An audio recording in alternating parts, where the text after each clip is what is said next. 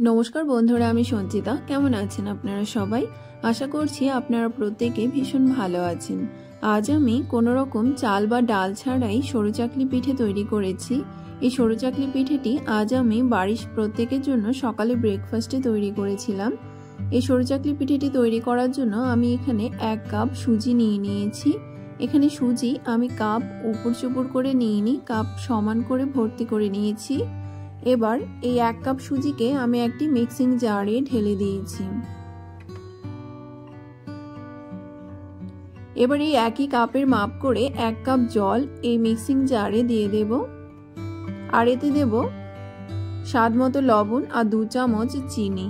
তবে আপনারা যদি চিনি খেতে পছন্দ না করেন এখানে দিতে হবে না। মিষ্টি মিষ্টি সরু চাকলি পিঠেটি খেতে একটু বেশি ভালো লাগে, তাই আমি এখানে 2 চামচ চিনি দিয়েছি। এবার এটিকে একটি মিহি পেস্ট তৈরি করে নিয়ে আসছি।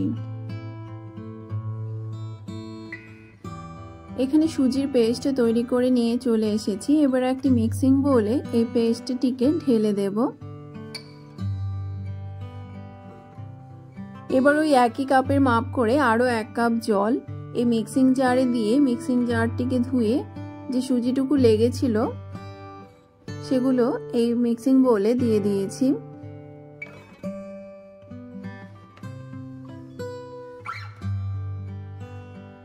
এবার এই ব্যাটারটিকে ভালো করে মিশিয়ে নিতে হবে। ভালো করে মিশিয়ে নিয়ে 10 থেকে 15 মিনিটের জন্য ঢাকা দিয়ে একটু রেস্টে রেখে দিতে হবে। এতে সুজিগুলো সুন্দরভাবে ফুলে উঠবে। এখানে 10 থেকে 15 মিনিট পর ফিরে এসেছি। এবার আবারও এই ব্যাটারটিকে ভালো করে মিশিয়ে নিচ্ছি। এখানে হাতার পেছনে একটি আঙুল দিয়ে চেক করে দেখে নিতে হবে। যদি এরকম একটি দাগ চলে আসে তাহলে বুঝে যাবেন যে ব্যাটারটিকে আরো পাতলা করতে হবে। আমি এখানে ব্যাটারটিকে পাতলা করার জন্য আরো ওই একই কাপের মাপ করে 1 কাপ জল দিয়ে একটি পাতলা ব্যাটার তৈরি করে নিয়েছি।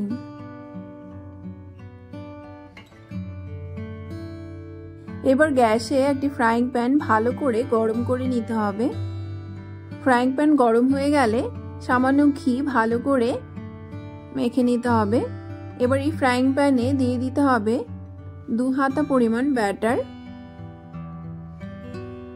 দিয়ে সুন্দরভাবে গোল করে ছড়িয়ে দিতে হবে। এবার 3 থেকে 4 মিনিট একটু অপেক্ষা করতে হবে। এখানে 3-4 মিনিট পর দেখে নিচ্ছি ওপরটা শুকিয়ে এসেছে। আর গ্যাসের ফ্লেমকে এই সময় মিডিয়াম থেকে লোতে রাখতে হবে, না হলে পিঠেগুলো নিচ থেকে পুড়ে যাবে। এখানে আমার একটি পিঠে তৈরি হয়ে গেছে। পিঠেটিকে তোলার জন্য সাইড থেকে প্রথমে ছাড়িয়ে নিতে হবে।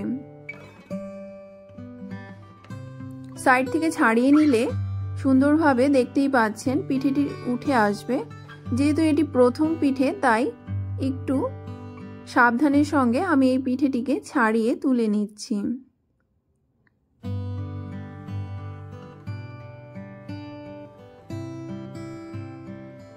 এই পিঠেগুলো খেতে ভীষণই টেস্টি হয়। প্রথমে এই পিঠেগুলো একটু ক্রিস্পি থাকে, কিন্তু যখন এই পিঠেগুলো ঠান্ডা হয়ে যায় তখন একদমই সফট হয়ে যায়। এখানে আমার একটি পিঠে ভাজা হয়ে গেছে। আমি এবার এই পিঠেটিকে ফোল্ড করে নামিয়ে নিচ্ছি। আপনারা দেখতে পাচ্ছেন হালকা লাল কালার চলে এসেছে, কারণ আমি এই ব্যাটারে চিনি ব্যবহার করেছি। চিনি ব্যবহার না করলে এই পিঠেগুলো একদম সুন্দর সাদা ধবধবে তৈরি হয়। তবে আপনারা যদি নারকেল খেতে পছন্দ করেন তাহলে ব্যাটারটিতে সামান্য নারকেল কোড়াও দিতে পারেন। আমি এবার একই রকম ভাবে দ্বিতীয় পিঠেটিও ভেজে নিচ্ছি।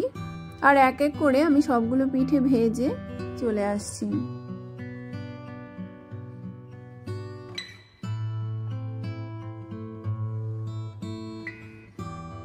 এখানে আমার দ্বিতীয় পিঠেটিও তৈরি হয়ে গেছে।